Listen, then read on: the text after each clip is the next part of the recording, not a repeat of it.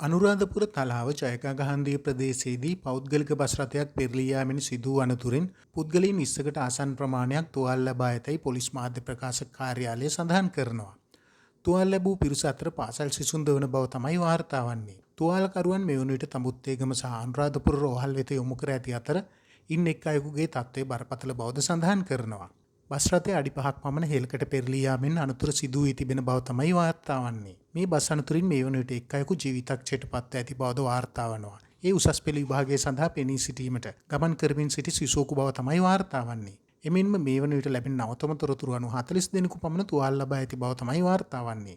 Bus රථයේ මගින් 40කට වැඩි පිරිසක් ගමන් කර ඇති අතර තවමත් තුවාලකරුවන් රෝහල් වෙත රැගෙනමින් පවතින බවද වාර්තා වෙනවා. මෙලෙස අනතුරට පත් ඇත්තේ තලාව ප්‍රදේශයේ සිට 411 ගම්මානයේ දක්වා ගමන් කරමින් තිබූ පෞද්ගලික බස් රථයක්. තුවාලකරුවන් අතර මෙවර උසස් පෙළ විභාගයට පෙනී සිටින දරුවන් කිහිප දෙනෙකුද සිටින බවත් වැඩි දුරටත් තොරතුරු වාර්තා කරනවා.